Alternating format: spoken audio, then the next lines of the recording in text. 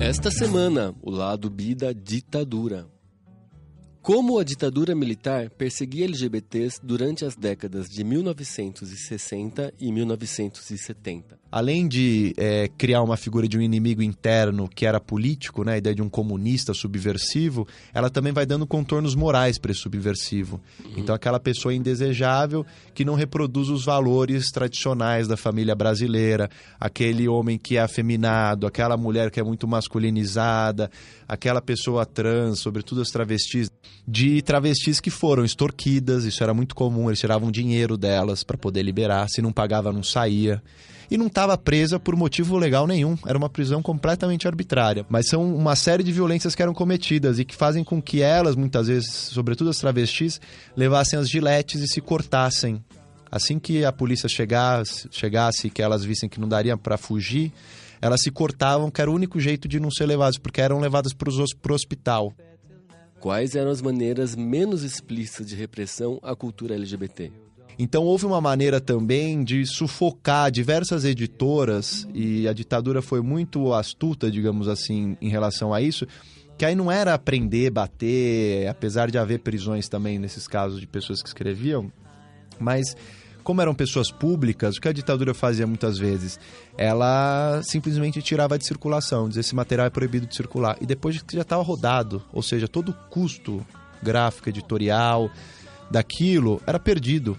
E outro jeito que eles faziam, que fizeram também bastante nessa época, foi uma devassa contábil, ou seja, não dizia que era uma razão política, moral, que não ia deixar o material circular. Ia lá naquela editora que estava fazendo coisas, revistas, jornais que incomodavam, e vamos ver como era difícil ter lucro com esse tipo de publicação, vamos ver como eles estão se mantendo, se a parte contábil está em dia. E normalmente tinha problemas na parte contábil, dificuldades e tal, e dessa maneira também era possível acabar inviabilizando as próprias editoras ou os jornalistas que faziam esses trabalhos. O que a ditadura fez também foi fechar os olhos a uma série de grupos que começavam a botar bombas em bancas de jornais que vendiam essas publicações. Como a cultura conservadora da época interagia com a revolução sexual e a revolução feminista que aconteciam no exterior? É preciso tirar do ar, cortar cenas das novelas, não deixar exibir esse filme. Peças de teatro de monte foram censuradas por questão moral. Era como se justificava nesse momento para mostrar algum tipo de serviço e dizer, olha, a gente está deixando mudar aos poucos, o país vai se democratizar, é o que eles chamavam da liberalização, estamos liberalizando, mas tem limite, né? Nossa família tem que ser preservada, nossos valores morais não podem ser perdidos nesse processo. Então, e tem esse cruzamento da questão da homossexualidade, né, com o erotismo, a pornografia, é um tipo de visão moral bastante coerente, assim, né, e conservadora em todos os aspectos. Quais são os paralelos entre o golpe de 1964 e a atual situação política? Eu entendo que houve um golpe mesmo, eu não acho que o impeachment que aconteceu teve lastro legal, ele teve respaldo legal, acho que foi um processo bastante arbitrário, de uma maioria parlamentar que destituiu uma presidente que tinha sido eleita. E aí ficou claro, tinha várias razões, mas a razão principal era de autopreservação desse establishment político, desse sistema político. O outro era para barrar as investigações de corrupção e o outro era para reforçar essas posições morais conservadoras também, que a gente tem visto que ganham cada vez mais espaço com esse governo do Temer. Pode ser que não seja uma ditadura, acho que é preciso repensar se esses conceitos ainda conseguem explicar muito, mas certamente não é uma democracia que a gente vive, né? Você pensar que nas periferias das grandes cidades, mais gente do que em um ano desaparece e morre mais gente do que a gente tem registro na época da ditadura, de 21 anos. Em um ano. Você pegar São Paulo, Rio de Janeiro, a polícia mata mais do que matava na época da ditadura. Eu sou Márcio Caparica e esse é o Lado B, o programa de cultura e cidadania LGBT do All Música Deezer. Fica aí que a gente já volta. Eu agradeço ao povo brasileiro, norte, centro, sul inteiro, onde reinou o Baião.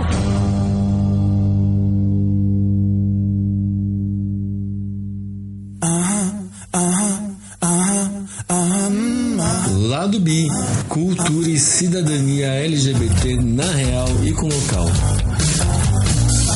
Apresentação e produção, Márcio Caparica.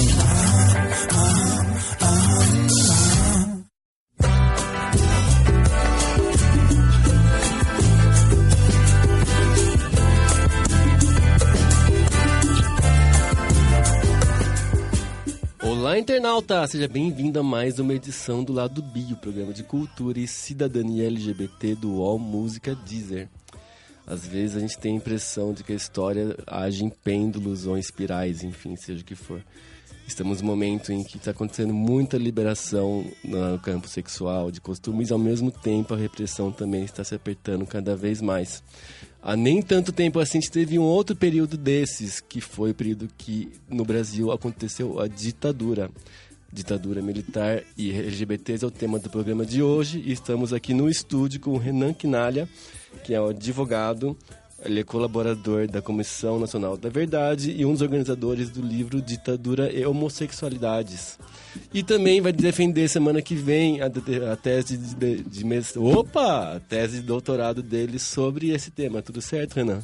Tudo bom, obrigado pelo convite, Márcio. É um prazer estar aqui. Imagina, o prazer é nosso. Qual que é o nome da sua tese? A tese chama Contra a Moral e os Bons Costumes, a Política Sexual da Ditadura Brasileira, de 64 até 88. Quanto tempo você está pesquisando isso já? Esse aqui foram 5 anos de pesquisa escrita. Uau! Muita pesquisa de arquivo, tentando pegar os arquivos dos órgãos de repressão, né, que eram diversos. Que a gente às vezes pensa que a ditadura era só uma única agência, um estado monolítico, homogêneo, e não. E tinha vários órgãos, na verdade, cada um deles com uma concepção específica sobre o que era tolerável, o que era admissível, o que não era, uma concepção de moral e de bons costumes. Então, minha ideia foi tentar montar um pouco esse quebra-cabeça para mostrar essa complexidade também que havia dentro da própria estrutura repressiva para lidar com esses temas morais e sexuais. Imagino também que num país do tamanho do Brasil varia muito de região para região também o que... Exatamente, mas o material que a gente tem mais disponível é o que centralizava da censura, né, que era uma coisa mais nacional, mas que acabava ficando, apesar das agências regionais, predominava a censura nacional. E nos lugares, digamos, São Paulo e Rio de Janeiro, que é onde eu concentro mais a pesquisa, que é onde tem mais material de arquivo também liberado em relação a essas violências, a essas proibições e perseguições que a gente assistiu na época da ditadura. Bacana. Todo mundo sabe que aconteceu uma ditadura no Brasil, que ela durou 20 e poucos anos, na verdade. Mas pouca gente realmente sabe como que ela veio acontecer. Eu quero começar o programa dando um timeline, que você me ajude com isso, bem breve, de tipo, como ela surgiu e quais são os pontos principais dessa trajetória até ela acabar em 85. Então, a ditadura, ela é instituída em 64, a partir de um golpe de Estado que é civil e militar, né? Não foram só setores militares que se levantaram contra o governo do João Goulart. Foram setores também civis, empresariais e religiosos, vários setores da sociedade das classes médias que se juntaram para derrubar um governo que se dizia que trazia uma ameaça de comunismo, de alinhamento com a União Soviética, e de fato era um momento de Guerra Fria, né? Havia essa polarização internacional. Então a ditadura começa instituída como algo que seria provisório, passageiro, seria só colocar ordem no país, entre aspas, e depois se devolveria o poder aos civis. Mas não é isso que acontece, né? A gente tem uma sucessão desde 64 até 85 de diversos 5 generais que vão governar o país, militares, portanto. E tem um endurecimento, sobretudo depois de 68, que é quando vem o AI-5, o Ato Institucional número 5, que restringe uma série de liberdades civis, de direitos sociais e de organização política, que vai caçar diversas pessoas, suspender habeas corpus, e além disso uma série de violações de direitos humanos, como desaparecimentos, assassinatos, prisões arbitrárias, muita tortura. E isso vai também se arrastar por todos os anos 70. E já no fim dos anos 70, da metade para o fim, é considerado o momento da abertura e da distensão, que é quando o próprio regime começa a entender que não é possível mais manter aquele grau de violência, e também porque desapareceram e mataram com boa parte da resistência na sociedade.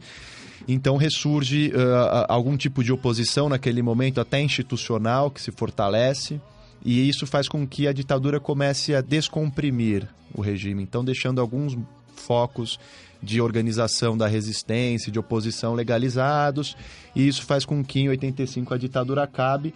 Mas é curioso notar que, do ponto de vista moral, talvez a linha do tempo não seja tão... não reflita tanto esse movimento de fechamento em 68 e de abertura no fim dos anos 70. Porque tem muito material no fim dos anos 70, já na abertura política, de endurecimento moral.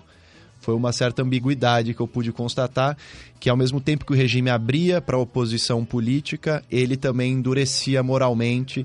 E isso vai seguir até 88, na verdade, que é quando vem a Constituição, ainda de 85 a 88. Há uma série de episódios de censura na televisão, que já tinha virado meio de comunicação em massa, de figuras afeminadas que não podiam mais se exibir na TV, e programas que foram retirados do ar e assim por diante. Uma das características do Brasil é essa de que ele teve uma ditadura com 5 presidentes, ao contrário de outros países que teve o Perón, que teve um só, o Pinochet, que foi também. Então, assim, até mesmo Fidel Castro em Cuba, que até morrer estava lá. Por quê? Eu creio que a ditadura brasileira, ela não tinha uma figura carismática, enfim, que conseguisse, digamos, hegemonizar, que conseguisse unificar todo esse bloco no poder. Eram muitos setores, e o Brasil também já era um país maior, de dimensões continentais, muito mais complexo. E o fato de não haver essa figura unificadora, né, com muitas diferenças regionais, fez com que fossem necessários certas alianças e acordos entre esses grupos. Então, muita gente, por exemplo, historiadores que se dedicam a isso, eles identificam uma linha dura, que em 68 toma mais espaço, com Costa e Silva, e outra linha, que é a linha castelista, do Castelo Branco, que é o primeiro general. E que esses grupos brigavam, e que no fim dos anos 70, os reformadores é que vão ganhar mais espaço para abrir no projeto do Geisel, que é o penúltimo general. Então, na verdade, você vai vendo que não havia tanta unidade, né, mesmo dentro das Forças Armadas, tinha uma diferença de concepção de quanto que podia endurecer o regime, quanta violência se podia praticar desde o Estado, ou era melhor permitir alguma organização da sociedade. Então isso variou um pouco conforme o tempo e foi fazendo com que se acomodasse. E a ditadura brasileira, ela tem uma peculiaridade muito grande também em relação a todas as outras latino-americanas, ou mesmo em outros lugares do mundo, que ela não foi personalista, né? Ela sempre tentou se manter como um regime democrático. Ela usava a palavra de Estado democrático, tinha essa concepção de que era preciso manter uma aparência de legalidade, tanto que tem os atos institucionais, não é só o puro poder bruto ali usado. Tinha uma vontade de você legalizar todos os atos que eram feitos e, portanto, estavam respaldados pela lei. Nada feito fora da lei. Isso é interessante porque a gente tem muito documento. A burocracia produziu muito documento sobre esses atos arbitrários que eles legalizavam, mantendo uma aparência de legalidade, porque na ditadura brasileira teve o Congresso Nacional funcionando praticamente todo o período. Teve alguns períodos de fechamento no 68 e tal, mas ele manteve, tinha deputado de oposição, né, lá denunciando, falando. Alguns desapareceram, foram assassinados, mas outros ficaram lá, mantiveram seus mandatos, né, e conseguiram resistir. Então a ditadura brasileira, ela teve essa peculiaridade de ter uma aparência de legalidade muito grande em relação às outras que não se preocupavam muito com isso. Você também comentou dessa curva ao mesmo tempo da política e da manutenção da moral. A ditadura militar via problema específico com a cultura LGBT brasileira? Sim, bastante. A ditadura, e a gente tinha uma visão ainda muito forte, seja na universidade ou mesmo os próprios sobreviventes da ditadura, ex-presos políticos, uma visão de que a ditadura ela somente foi um regime de violação de direitos humanos contra os opositores políticos, em sentido estrito, ou seja, aquelas pessoas que eram acusadas de serem comunistas, que discordavam do regime e que por isso eram perseguidas. Mas a verdade é que a ditadura, e nos últimos anos tem se aberto esse novo campo de pesquisa e de reflexão, que a ditadura ela afetou toda a sociedade brasileira. Né? Mais do que um regime de violação de direitos humanos, que ela foi também, né? A gente tem muitos episódios bárbaros de violação e de violências que foram praticados. A gente também pode identificar na ditadura claramente um projeto econômico, ou seja, havia gente ganhando e gente perdendo, tinha uma economia por trás disso, né?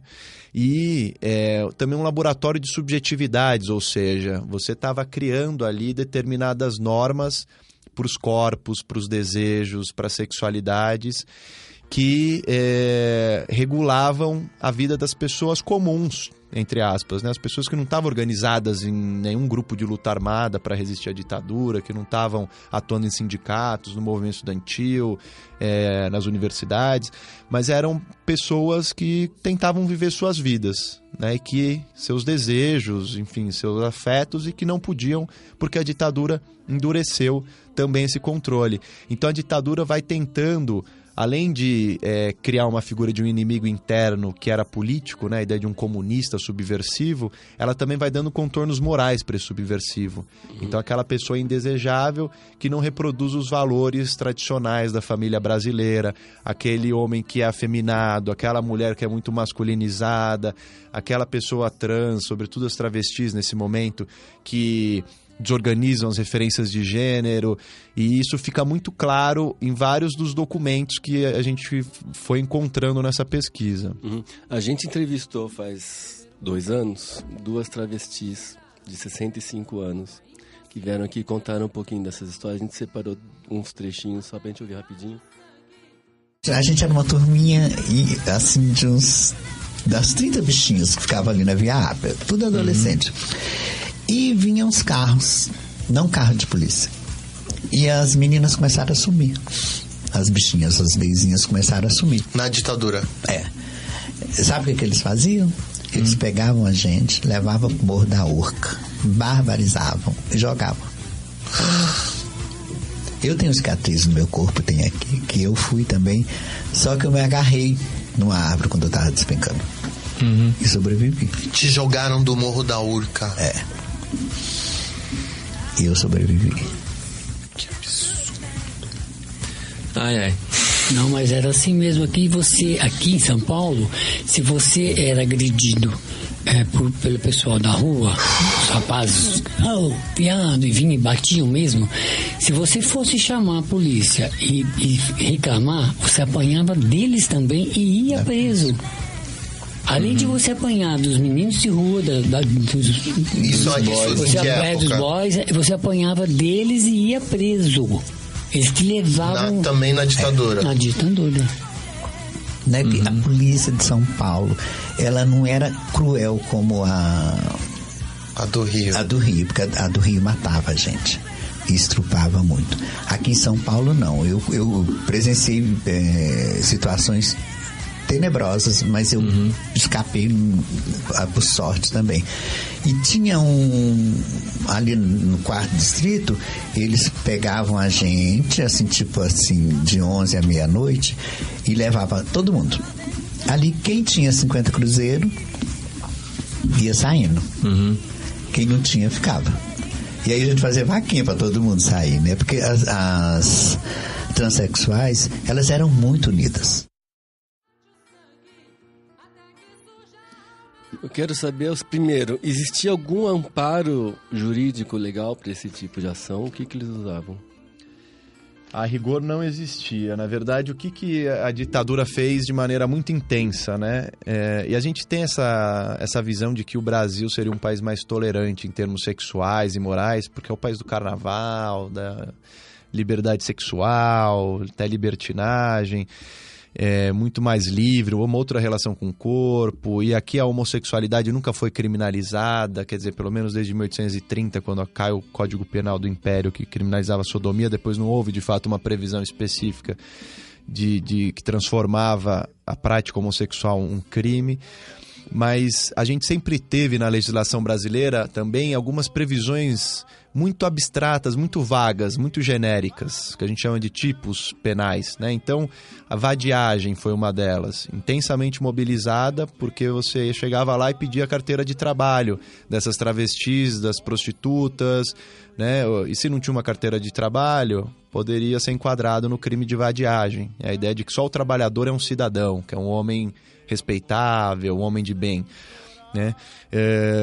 o atentado público ao pudor também era uma maneira de enquadrar, porque às vezes essas pessoas estavam com alguma parte do corpo, até se beijando, 2 homens se beijando 2 mulheres, aquilo era visto como um atentado, um traje ao pudor.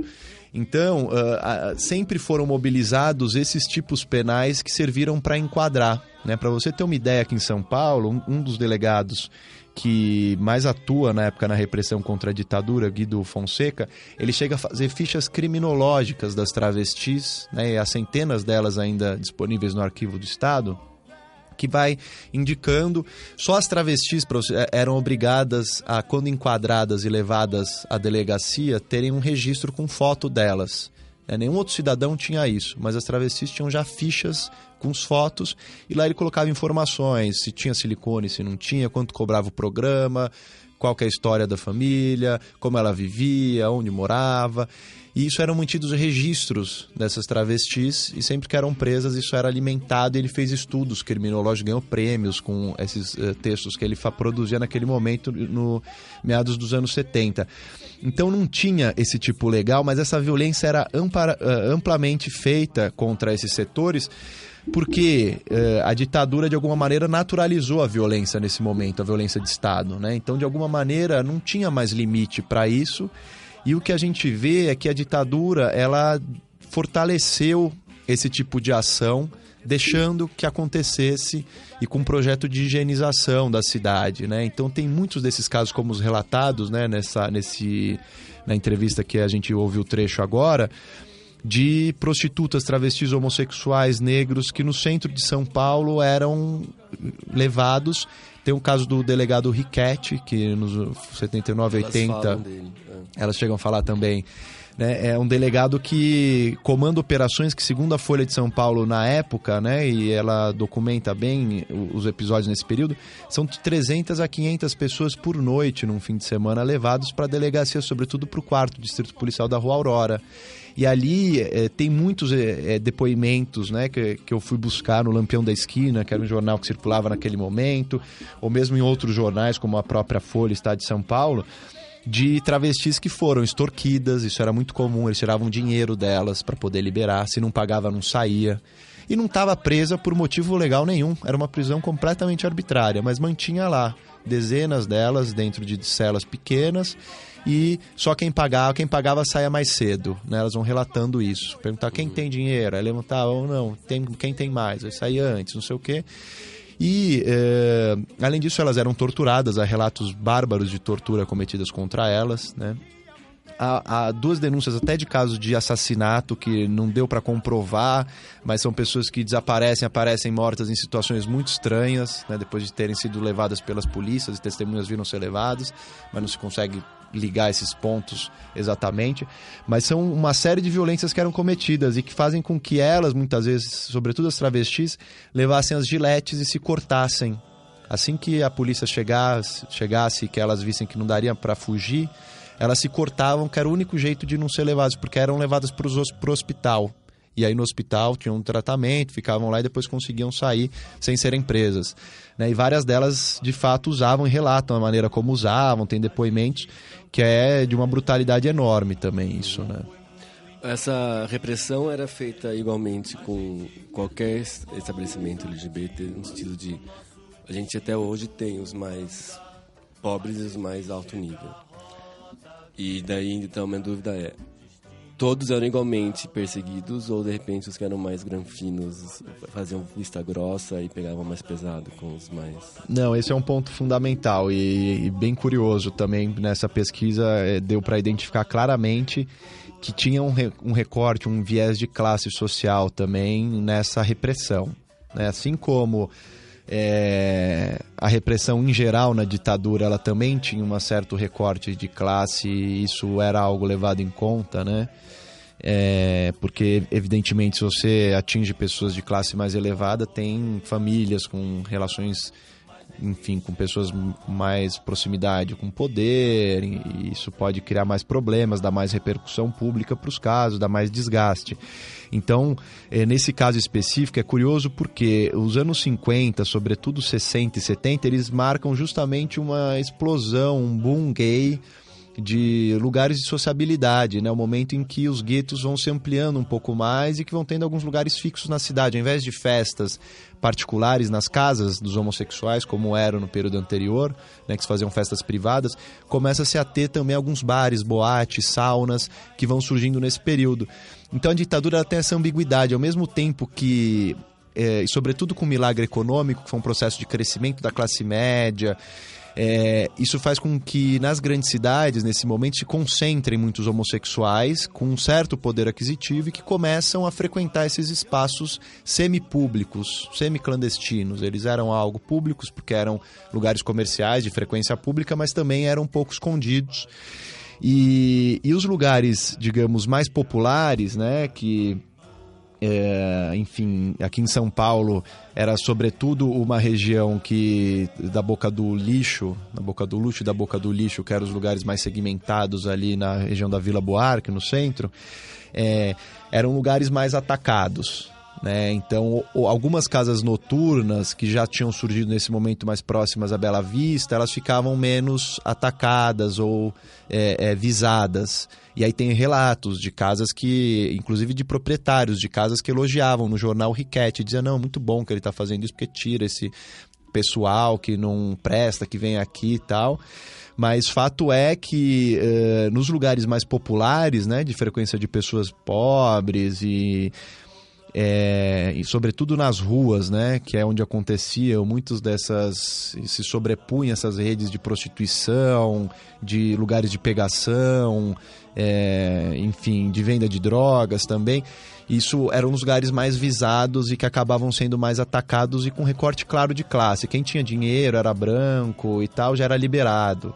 Quem não tinha, aí poderia sofrer mais. Mas tinha alguns erros, por exemplo, um caso interessante é o do Vinícius Caldeira Brant, que é um sociólogo barbudo, cabeludo, que estava passando ali naquela região à noite, sem carteira de trabalho, e ele tinha sido preso político, mas era um pesquisador do SEBRAP, onde o Fernando Henrique Cardoso trabalhava lá uma série de intelectuais, e ele é preso e fica 3 dias preso.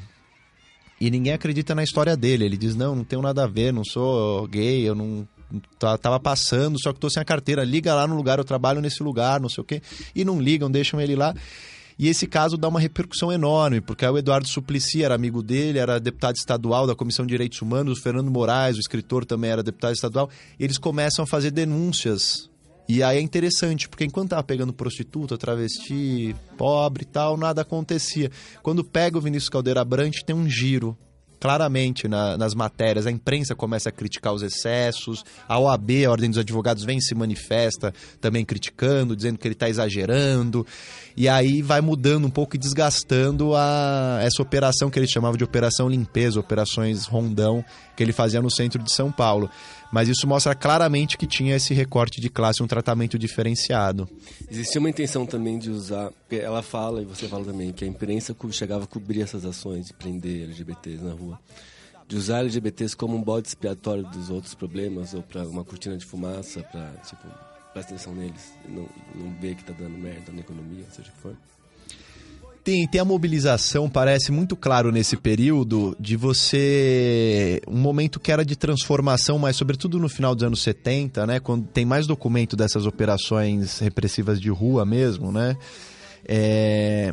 Parece que há um momento em que a sociedade brasileira está mudando, né? A televisão chega, começa a trazer novas referências e aquilo vai mudando a realidade brasileira, a consciência, a mentalidade das pessoas.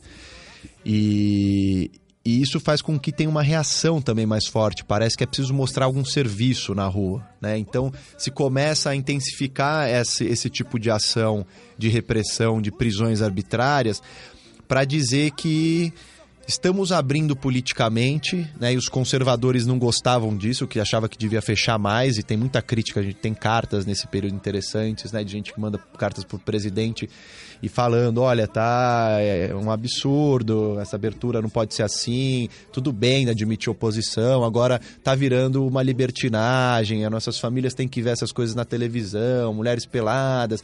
Então, e tem esse cruzamento da questão da homossexualidade, né, com o erotismo, a pornografia, é um tipo de visão moral bastante coerente, assim, né, e conservadora em todos os aspectos. Então parece bastante claro essa tendência já no final da ditadura de pedidos, tem muitas cartas que vão pedindo mais endurecimento moral, e é assim que esses órgãos justificavam a ação deles, no momento de abertura política, que o Brasil está se abrindo para fora, para outras ideias, o regime está se renovando, novas lideranças estão surgindo, políticas e tal. Ao mesmo tempo, é preciso tirar do ar, cortar cenas das novelas, não deixar exibir esse filme, peças de teatro de monte foram censuradas por questão moral. Então, era como se justificava nesse momento para mostrar algum tipo de serviço e dizer, olha, a gente está deixando mudar aos poucos, o país vai se democratizar, é o que eles chamavam da liberalização, estamos liberalizando, mas tem limite, né? Nossa família tem que ser preservada, nossos valores morais não podem ser perdidos nesse processo. A ditadura acontece ao mesmo tempo que no mundo inteiro está tendo a revolução sexual, né, e o feminismo, e também, como você falou, um período de Guerra Fria. A gente exalta muito nossos movimentos de Tropicália e equivalentes aqui.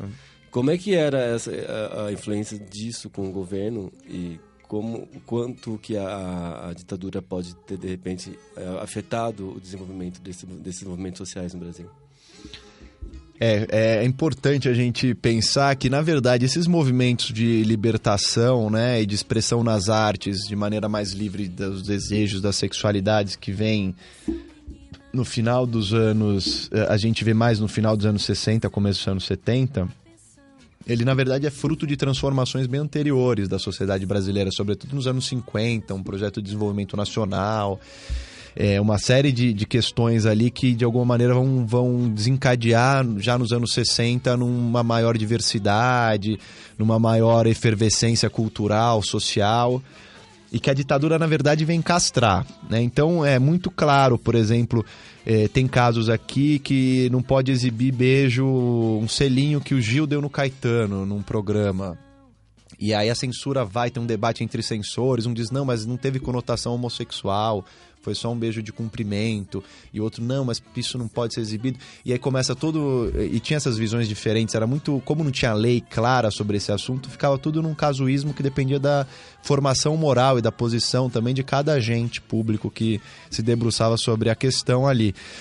Mas a gente nota que, por exemplo, experiências interessantes nas artes, na cultura, né, como o Zé Croquettes, por exemplo, eles atuam no Brasil nesse período, até começo dos anos 70, mas acabam indo para fora e ficando na Europa pela dificuldade aqui, né? Há um fluxo migratório enorme de travestis também no começo dos anos 70, até meados dos anos 70, para países da Europa, para Espanha, Itália, França, justamente porque as condições de trabalho, várias delas dizem, não dava mais para ficar no Brasil, porque não tinha mais possibilidade de trabalho na televisão, o teatro também estava cada vez mais difícil de ter peça aprovada, porque a censura não deixava, então você trabalhava durante um ano preparando uma peça, chegava um momento o censor dizia, não pode montar esse texto, ou ia lá e acabava com o texto, né? Cortava todo ele e não fazia mais sentido o que restava, o que estava liberado.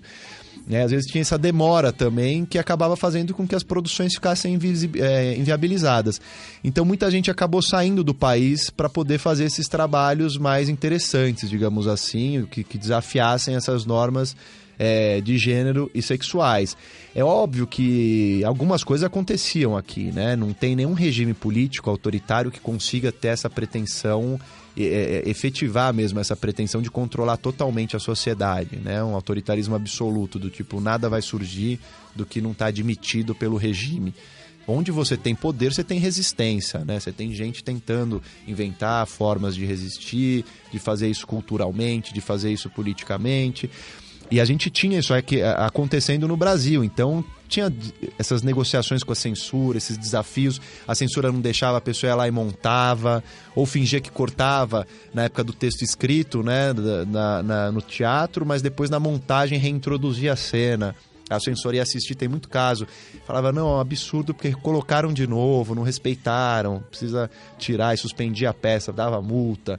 Então, tinha também essas formas, digamos, de resistência e de tentativa de, mesmo assim, manter uma arte que desafiasse o regime. Uhum. A esquerda militante do momento, da época era homofóbica também? Sem dúvida. E há alguns relatos também que chego a apontar aqui. E, na verdade, a sociedade brasileira era homofóbica, né? E a esquerda brasileira, muito referenciada num padrão também do macho alfa Che Guevara, latino-americano, que construído numa concepção de masculinidade latina, que é algo muito forte, né? Que diz muito do nosso machismo ainda hoje no Brasil, nos países da América Latina. Além disso, uma relação muito próxima, digamos, com algumas correntes internacionais do comunismo, como o stalinismo, que era extremamente homofóbico, né, na União Soviética, logo depois da Revolução de 17, há um momento de muita libertação sexual, mas depois dos anos 30 isso vai ficando cada vez mais restringido, a ponto de ter perseguições e trabalhos forçados em gulags para homossexuais. Essa história é bastante conhecida também.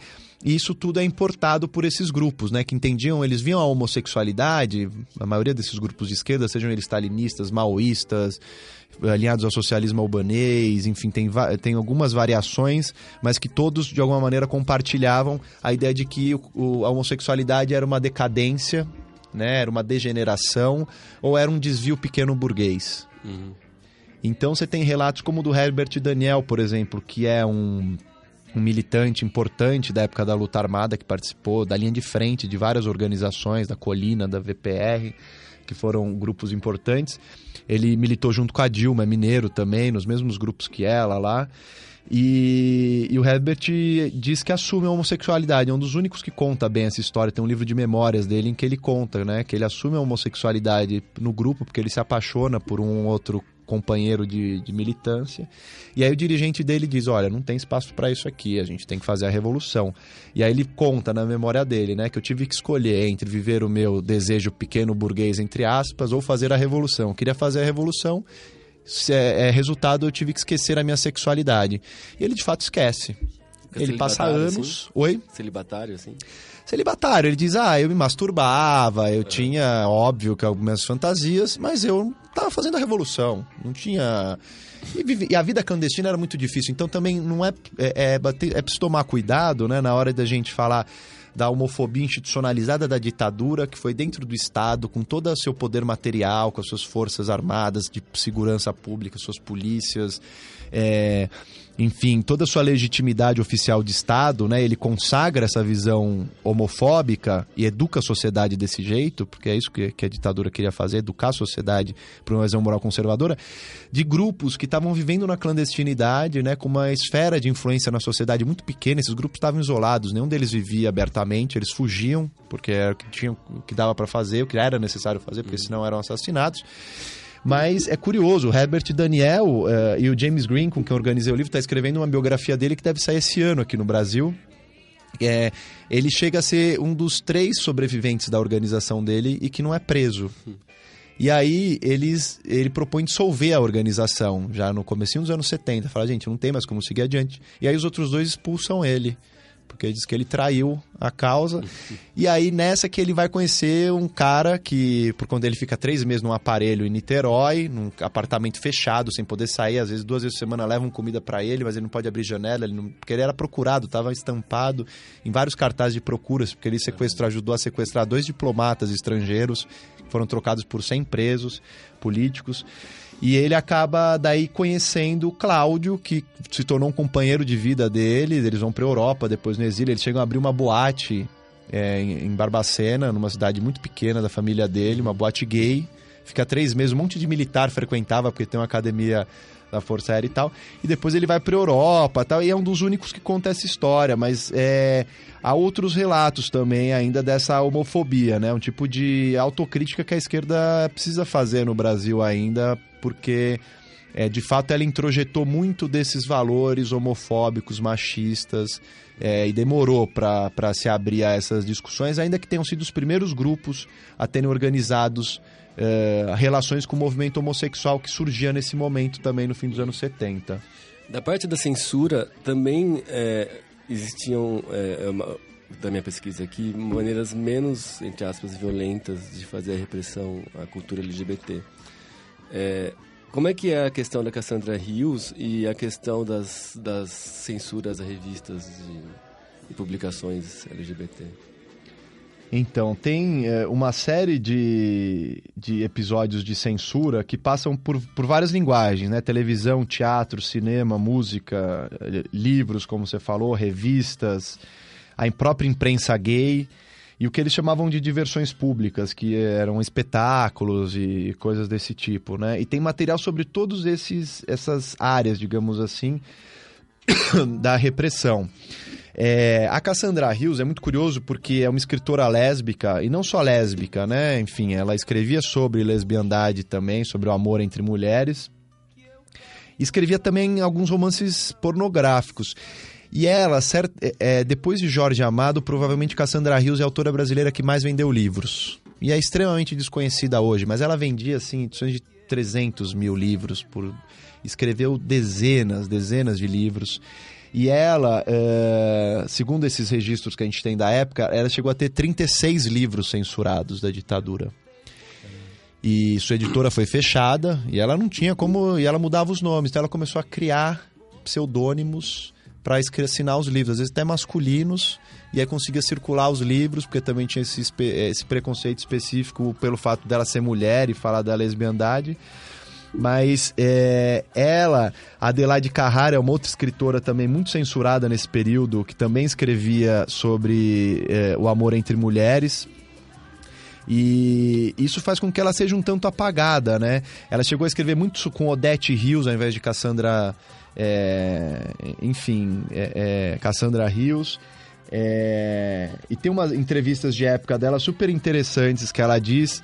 Ela chega a dizer, por exemplo, numa entrevista que atualmente só faço escrever, só me preocupo em repor Cassandra Hills nas livrarias, porque me proibiram 36 livros, e então já escrevi outros 9. Eu tinha um padrão de vida correspondente àquilo que eu recebia desses 36 livros. Já imagina um choque? Não me senti na hora, só vim a sentir 3 anos depois. Então isso atrapalha a vida dela também, ela não consegue investir nos projetos, na editora. Então houve uma maneira também de sufocar diversas editoras, e a ditadura foi muito astuta, digamos assim, em relação a isso, que aí não era prender, bater, apesar de haver prisões também nesses casos de pessoas que escreviam, mas como eram pessoas públicas, o que a ditadura fazia muitas vezes? Ela simplesmente tirava de circulação, dizia esse material é proibido de circular, e depois já estava rodado, ou seja, todo o custo gráfico, editorial daquilo era perdido. E às vezes, muitas vezes, eles mandavam para incineração, a lei da época dizia isso, queimava, e a pessoa tinha que pagar o custo da incineração. Era mandada a nota. Fazendo a pessoa pagar a bala da execução. Exatamente, é uma coisa super perversa e que era feito. E tem registro aqui, às vezes eu vi documentos com os quilos de livros que foram mandados para essa incineração, né, que eram pegos, e aí estão tantos quilos e tal. E outro jeito que eles faziam, que fizeram também bastante nessa época, foi uma devassa contábil, ou seja, não dizia que era uma razão política, moral, que não ia deixar o material circular. Ia lá naquela editora que estava fazendo coisas, revistas, jornais que incomodavam, e vamos ver como era difícil ter lucro com esse tipo de publicação, vamos ver como eles estão se mantendo, se a parte contábil está em dia. E normalmente tinha problemas na parte contábil, dificuldades e tal.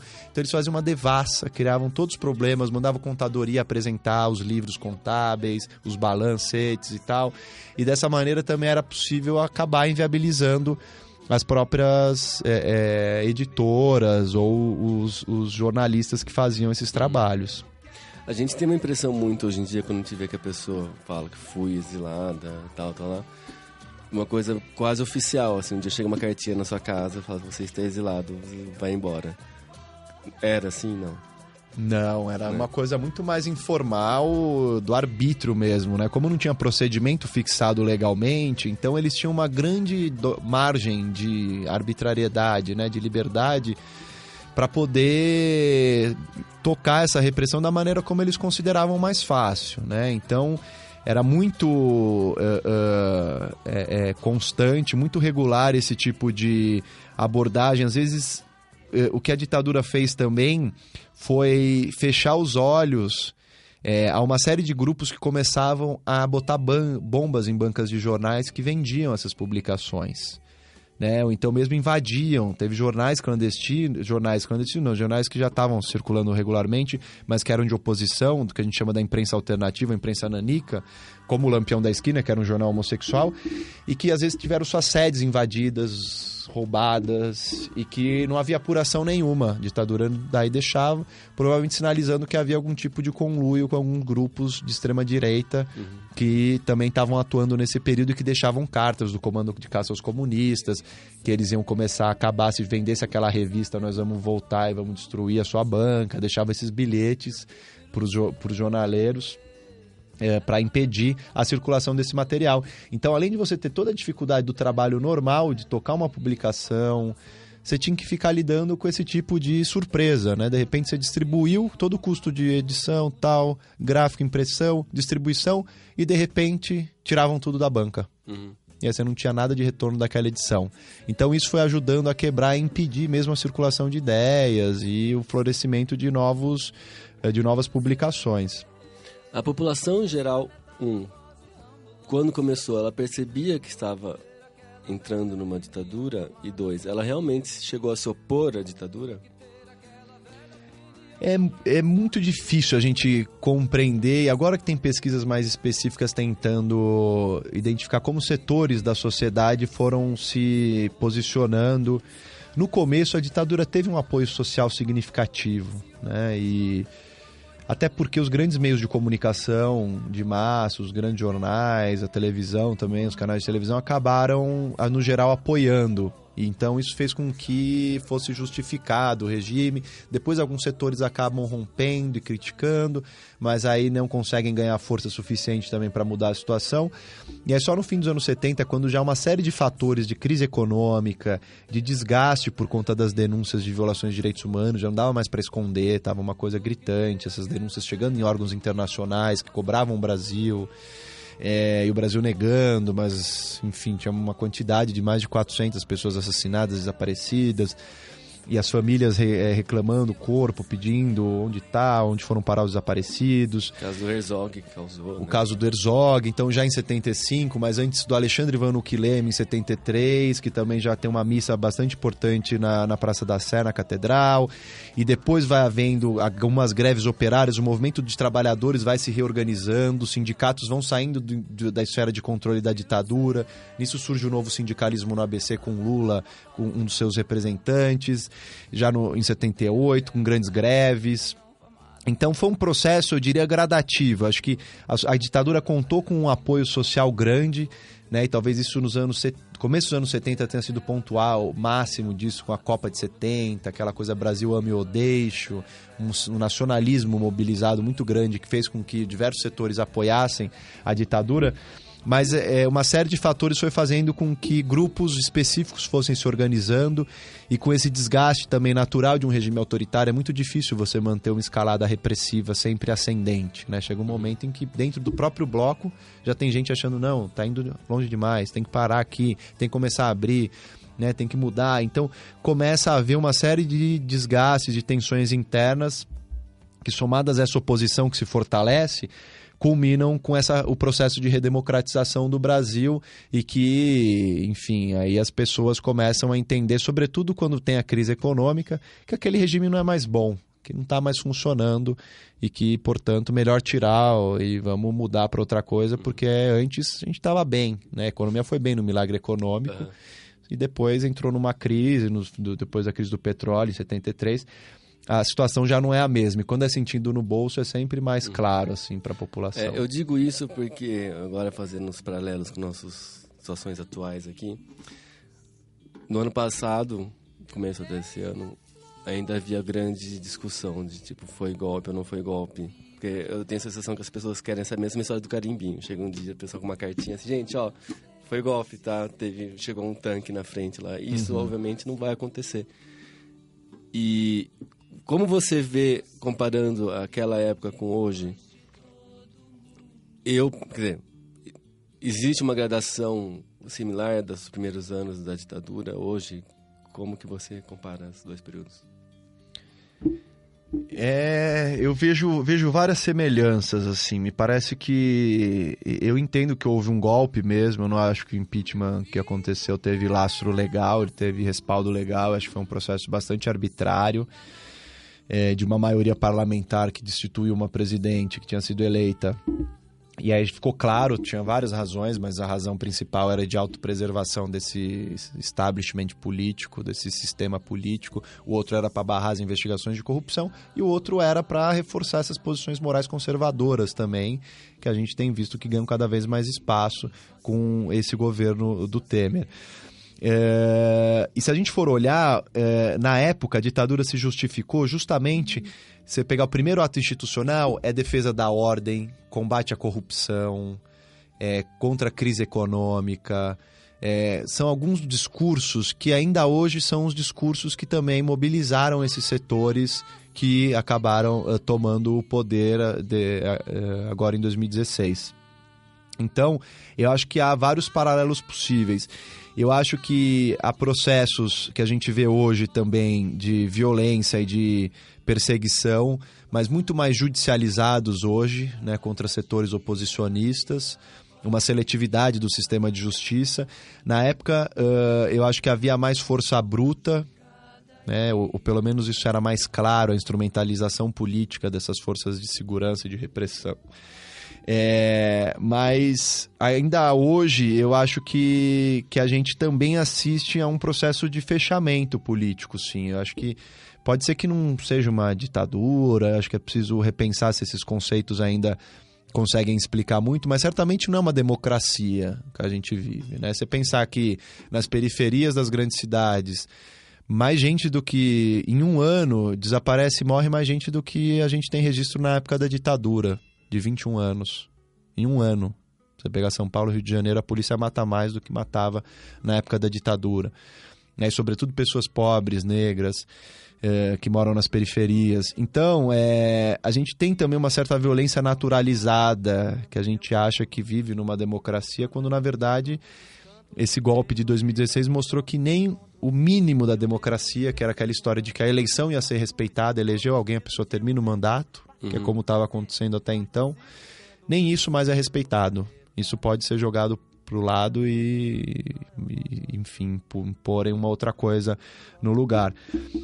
Então eu acho que é preciso pensar assim, eu acho que uma das melhores vacinas que a gente tem contra esses processos é conhecer o passado mesmo, é conhecer a nossa história, né? Por isso que é importante não olhar para essas coisas como se fosse curiosidades de episódios para um museu, ainda que isso seja importante, esse registro do passado, mas é importante para a gente não repetir no presente, não admitir que essas coisas aconteçam no presente, porque como você disse, não tem nada formalizado, né? A partir de agora estamos sob uma ditadura e...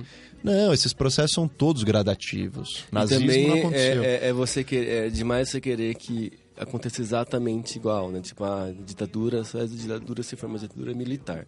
Exato. E se acontecer tal coisa. E, até mesmo o conceito de guerra vai ter que mudar de hoje em dia, porque, né? Já estamos numa guerra, cyber-guerra, há anos que ninguém percebe, né? E outros movimentos que estão acontecendo aqui, que só depois, com olhar histórico, vai poder identificar que estavam acontecendo. Exatamente, os tempos são outros, né? Você não precisa ter um golpe com tanque na rua, com as pessoas sendo presas, com o Chico Buarque fazendo música de protesto para ser, né? Não dá para você ficar lendo a história sempre achando um censor que vai se repetir. sentado no jornal para censurar as coisas, né? Não precisa Exato, mais, né? como tinha na época, né? Então não é mais desse jeito que as coisas acontecem e não vão mesmo acontecer mais assim. Se a gente ficar esperando assim, a gente não vai identificar nada mesmo, né? É entender essas formas contemporâneas de como o controle, a repressão vão sendo feitos de maneiras muito mais sutis, né? Menos brutais, menos explícitas, mas ainda assim violentas também, né? Então acho importante conhecer esse passado para entender essas formas históricas que isso assumiu, mas não ficar esperando da mesma maneira. A ditadura brasileira ela foi uma ditadura muito parecida com várias outras do Cone Sul naquele período, porque elas tinham algo daquele momento histórico, né? Que elas representavam e das tarefas históricas que elas se propunham a fazer. E hoje em dia a gente tem outra conjuntura no mundo, então a gente não vai ver uma ditadura igual àquela. Não acho que a gente vive a mesma ditadura, é diferente. É uma democracia, mas com zonas de exceção cada vez mais ampliadas, com muito direito, com muita lei, mas que não valem para a maioria das pessoas, que são subvertidas a todo momento, seja pelo poder econômico, seja pelo poder político. Então a gente precisa estar atento a essas outras formas também que essa repressão pode assumir. A gente amarrar e terminar, que tá chegando no fim já. As pessoas hoje talvez não saibam, principalmente o pessoal mais novinho, que o PMDB, que é esse povo situacionista, começou como o partido de oposição durante a ditadura. Como que foi essa trajetória e como que a gente se livra do PMDB ou não? O que hoje é o PMDB é que, enfim, é um grupo de caciques locais em busca de poder e fisiologismo, né, de orçamento do Estado, de cargos públicos para acomodar essa estrutura que eles têm fisiológica. Ele é um tanto diferente do que foi o MDB na época da ditadura. A ditadura teve um bipartidarismo depois do AI-2, em que proibiram todos os partidos, exceto 2, que era o Partido da Ordem, que seria a Arena, e o partido da oposição, que era o MDB. E o MDB acabou congregando pessoas das mais diversas tendências políticas, porque era todo mundo que não estava alinhado ao Arena. Mas pessoas de direita, pessoas de esquerda, ficaram no MDB e fizeram uma oposição consentida, como dizia, né? Que era um partido que podia fazer, mas estava com alguns limites. Então, alguns que extrapolaram esses limites eram perseguidos e tinham problemas, mesmo sendo do MDB. E depois, na redemocratização, esse partido grande, né, da oposição acaba se desdobrando em vários outros partidos pequenos. Muita gente vai para o PSDB, que é um racha importante na época da Constituinte. Outros vão construir o PT, mais à esquerda, o Partido Comunista e o PMDB, o PSB também, o PDT, que são partidos que retomam uma tradição do trabalhismo varguista. E aí ele vai sendo esvaziado e vai ficando mesmo essa estrutura fisiológica, né? Que de alguma maneira desde a Constituinte ficou um centrão que virou... Eles não têm um poder de agenda na democracia, normalmente eles nunca estão lá em cima, né? Agora que estão com o presidente, tiveram com o Sarney, mas nunca estão lá, mas eles são sempre imprescindíveis e necessários para qualquer governabilidade, porque eles têm um poder de veto muito grande. Então é preciso, na verdade, renovar, não é só o PMDB, é o sistema político, porque o nosso sistema político, a cara dele é o PMDB, né? Um partido que não tem ideologia nenhuma, que o único compromisso dele é, de fato, com a sua autorreprodução fisiológica na estrutura do Estado. Então, acho que qualquer transformação hoje para a gente conseguir, de fato, avançar na democracia, aprofundar a democracia brasileira, né? Enfim, e ter uma outra política que não seja da corrupção, desse tomar lá da cá, enfim, dos favores, é justamente a gente conseguir quebrar com essas estruturas que foram herdadas da ditadura, né, essas estruturas políticas que passaram por uma transição incompleta, por uma redemocratização muito limitada, porque esses setores todos que tinham poder não largaram o osso, continuaram ainda num acordo com alguns setores da oposição, continuaram mandando no Brasil.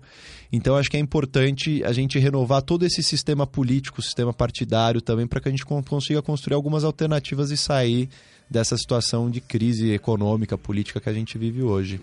Muito bem. Bem, sempre que a gente termina o nosso programa, a gente dá a oportunidade para o nosso convidado se autopromover em qualquer coisa que ele queira. Então, Renan, agora esse é seu espaço, site, livro, Twitter, o que você quiser.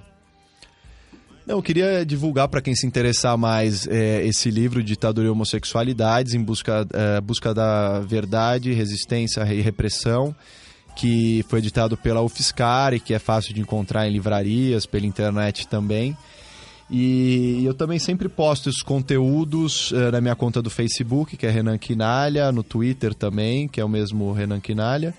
E quem quiser interagir, trocar, conversar, estou sempre à disposição também, fácil de me achar assim nas redes sociais. E tem um blog na Cult também, na revista Cult, que é o Direitos Humanos e Diversidades, e que eu também tento abordar esses temas muitas vezes, não só, mas muitas vezes de sexualidade e gênero também, para quem gosta dessas discussões. Muito bem, muito obrigado. Obrigado, valeu, Márcio. E você encontra o Lado B nas redes sociais mais bacanas do mundo. Nós estamos no Facebook, em facebook.com/Programa Lado B, no Twitter em @Programa Lado B e no Google Plus em google.com/mais Lado B. Nosso blog, você sabe, é o www.ladob.com, onde eu escrevo quase todo dia. No final de cada post tem um sininho muito simpático para você fazer uma doação, seja uma doação única ou mensal. Vai lá, pinga um dinheirinho, que é assim que a gente se mantém. Nosso e-mail é programaladub@gmail.com. Escreva mandando sugestões de pauta, críticas, elogios. Eu leio tudo e respondo apenas aquilo que me convém, como sempre. E você sabe que o Lado B está aqui no All Música Deezer a partir das sextas-feiras. E a partir das segundas-feiras ele está no YouTube, no SoundCloud e no iTunes. Enquanto você estiver lá no iTunes, aproveita e deixa um review de 5 estrelas, que assim a gente fica mais famoso e conhecido. 2, assina, que daí ele baixa automaticamente no seu celular. Tem muita gente reclamando que não consegue mais ouvir o Lado B no iTunes desde janeiro. Isso acontece porque o iOS fez uma atualização no começo do ano que resetou todas as travas de conteúdo adulto. A gente tem que marcar o Lado B como explícito, porque a gente fala palavrão. Então, quem tiver ter esse problema, que não está mais baixando automaticamente, vai em configurações geral e restrições, liga, desliga ou só desliga essa restrição de idade, que daí o programa volta a baixar automaticamente. Eu também recomendo outro app. Para de usar o app do iTunes, que é uma bosta. Usa um que chama Overcast, que é muito melhor, tem vários features bacanas e não tem essa chatice de restrição de idade. Bem, depois desse jabá não pago, eu me despeço. Aqui é o Márcio Caparica e esse é o Lado B, o programa de cultura e cidadania LGBT do All Música Deezer. Até semana que vem. Beijo!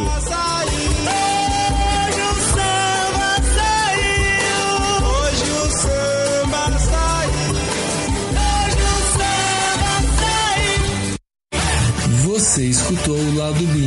Até semana que vem.